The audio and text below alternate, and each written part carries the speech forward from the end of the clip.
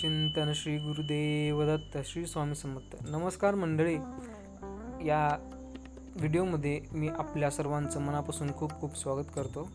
तर आजचा व्हिडिओ बनवायचा उद्देश असा आहे मागचा, की नुसतं स्वामींच्या मंदिरातच जाऊन दर्शन घेऊन चालत नसतं, तर त्याला अजून काय करत असतं ते सांगतो मी तुम्हाला. चला चालू करूया.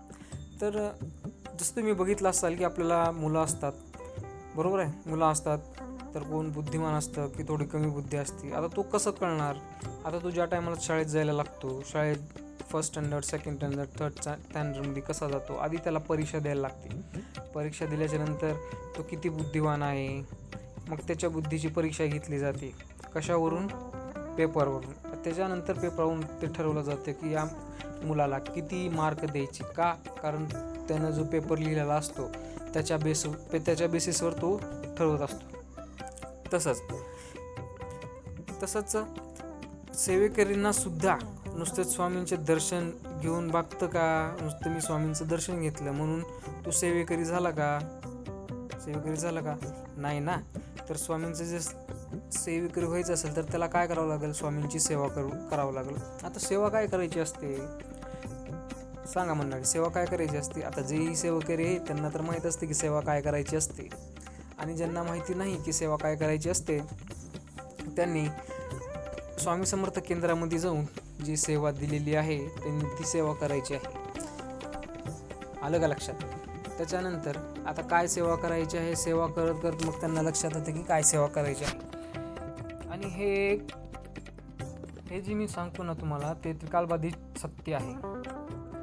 काय? एकदम कालबाधित सत्य आहे, याच्यामध्ये काहीच डाऊट नाही. जसं मी तुम्हाला सांगितलं की जर तो मुलगा बुद्धिवान असेल तर त्याला त्याच्या बुद्धीची परीक्षा द्यावी लागत असेल. तो कोण ठरवत असतो की त्याचा पेपर ठरवत असतो की ती किती बुद्धिमान आहे तपासल्यानंतर. तसंच एक सेवेकरी कोण असतो? जे महाराजांची सेवा सांगितलेली, जसं की केंद्रामधून सेवा सांगितल्या जातात आणि एक पुस्तक पण मिळते, त्याच्यामध्ये पण सेवा सांगितलेल्या आहेत की सेवा काय करायची आहे. तर या पद्धतीनं सेवा काय करायची असतात, जसं तो करायला लागतो का नाही, त्यानंतर तो खरा सेवेकरी ठरतो. आणि जोही लक्षात ठेवा, जोही गुरूंची म्हणा, स्वामी समर्थांची म्हणा, तुम्ही ज्या टायमाला सेवा करताना तर त्या टायमाला महाराजांचा आशीर्वाद, वरदहस्त जो असतो ते तुमच्या पाठीशी असतो, तुमच्या डोक्यावर असतो, हे लक्षात असतं. महाराजांचं लक्ष नाही असं होणारच नाही. जेही लोक किंवा जेही सेवेकरी महाराजांची मनोभावी सेवा करतात, मनोभावी भक्ती करतात, त्यांच्या पाठीमागं गुरुदेव सदैही त्यांच्या मागं उभे राहतात. याला तिळभरही शंका नाही.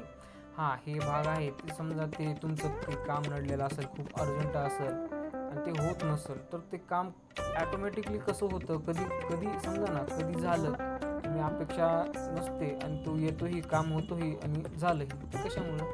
ते त्यांच्याचमुळं. कारण कसं आहे, त्यांनी कुठल्याही रूपामध्ये येतील, तुमचं काम करतील आणि जातील, पण ते तुम्हाला कळणार नाही. पण एक लक्षात ठेवा, तुम्हाला जर स्वामींना जवळ करायचं असेल तर त्याला फक्त एकच पर्याय आहे की स्वामी सेवा करा. तुम्हाला जर आत्ता सांगितलं मी की तुम्हाला जर माहिती नसेल तर जवळच्या तुमच्या केंद्रामध्ये जावा. केंद्रामध्ये गेल्यानंतर तिथं जेणे कुणी आहे त्यांना विचारा की सेवा कशी केली जाते, काय केली जाते, त्याच्यानंतर ते तुम्हाला मार्गदर्शन करते.